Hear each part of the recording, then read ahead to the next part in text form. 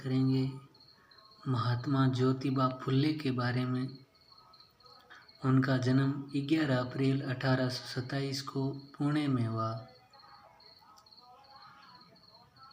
और उनकी मृत्यु 28 नवंबर 1890 को पुणे में ही हुई। आज उनकी पुण्यतिथि है। महात्मा ज्योतिबा फुले ज्योतिराव गोविंदराव फुले का परिवार सतारा से पुणे आ गया कई पीढ़ियों पहले और फूलों का काम करने लगा, इसलिए फुले नाम पड़ा।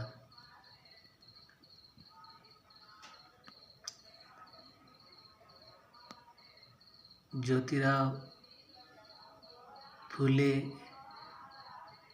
पढ़ने में मेधावी थे। उन्होंने कुछ समय पढ़ाई की, फिर उनकी पढ़ाई छुड़वा दी और फिर उनकी मेधा, उनकी प्रतिभा को देखकर पड़ोसी ने उनके पिता को मनाया और फिर पढ़ने के लिए गए। उनकी माता का बचपन में देहांत हो गया। उनका पालन पोषण एक भाई ने किया। उस समय 7वीं तक की पढ़ाई बड़ी मुश्किल से इन्होंने की। उनके मन में शिक्षा के प्रति बेहद सम्मान था कि शिक्षा से सब कुछ संभव है।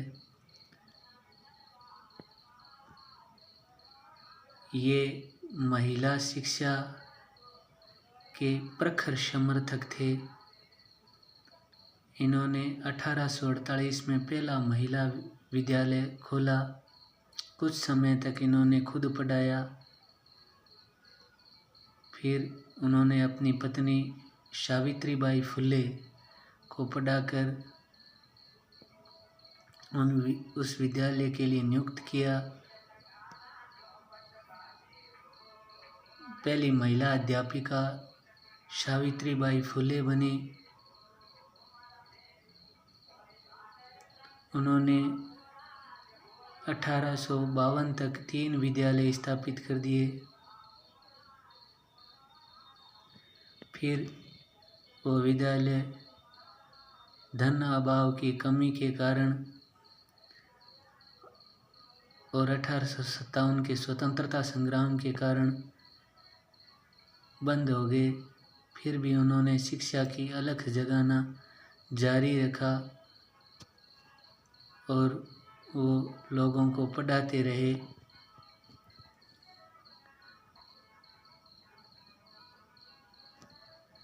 वो जातिवाद के भी विरोधी थे। वो महापुरुषों की जीवनियाँ पढ़ते थे, तो उन्हें पढ़ने से समझ में आया कि भगवान की नज़र में सब नर नारी समान हैं, तो फिर हम ये भेदभाव क्यों कर रहे हैं।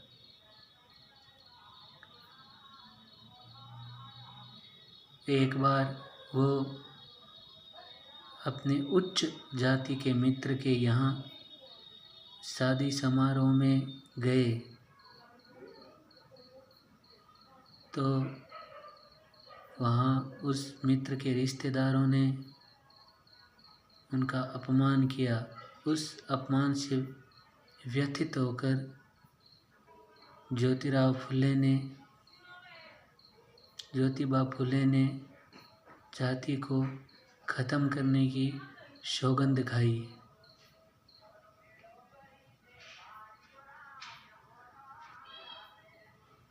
उन्होंने वो शिशु हत्या के भी प्रबल विरोधी थे। अपने मित्र और पत्नी की सहायता से शिशु रोकथाम केंद्र चलाया।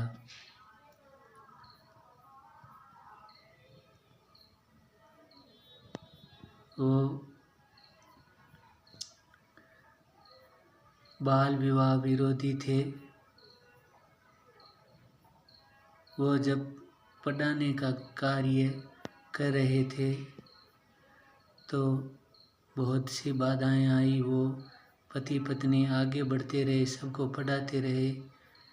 उन्होंने उनके गांव वालों ने उनके पिता पर दबाव बनाया और इनको घर से निकलवा दिया। फिर भी ये कार्य करते रहे पढ़ाने का।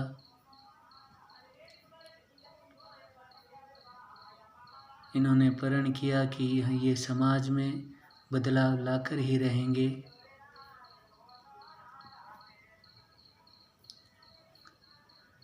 इन्होंने किताबें लिखी। इनकी गुलामगिरी पुस्तक प्रसिद्ध रही। तृतीय रतन राजा भोसला का पखाड़ा,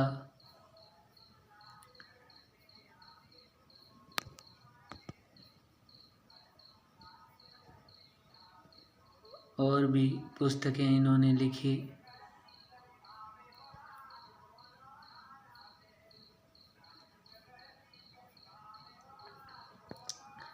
इनको 1888 में मुंबई में एक विशाल सभा ने महात्मा की उपाधि दी। तभी से महात्मा ज्योतिबा फुले कहलाने लगे। इन्होंने 1873 में सत्य शोधक समाज की स्थापना की। इनको डॉक्टर भीमराव अंबेडकर ने अपना बौद्धिक पिता माना। डॉक्टर भीमराव अंबेडकर ने 3 गुरुओं में से एक गुरु इन्हें भी माना।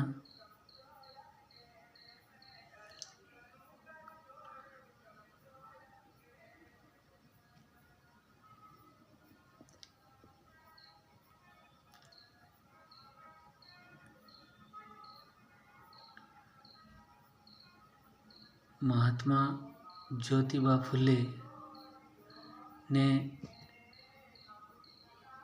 उस समय के कर्मकांड, जो ब्राह्मणों का वर्चस्व था, उसका भयंकर विरोध किया और विवाह प्रक्रिया बिना ब्राह्मणों के ही करवानी शुरू कर दी, जिसे बम्बई उच्च न्यायालय से मान्यता भी मिली।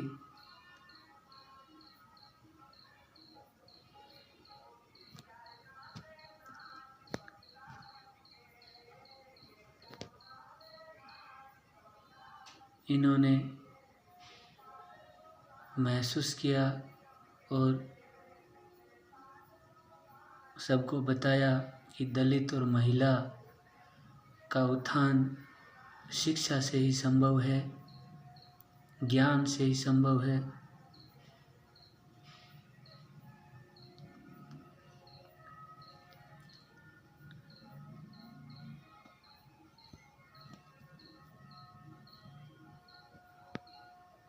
आपको भी महात्मा ज्योतिबा फुले की जीवनी पढ़नी चाहिए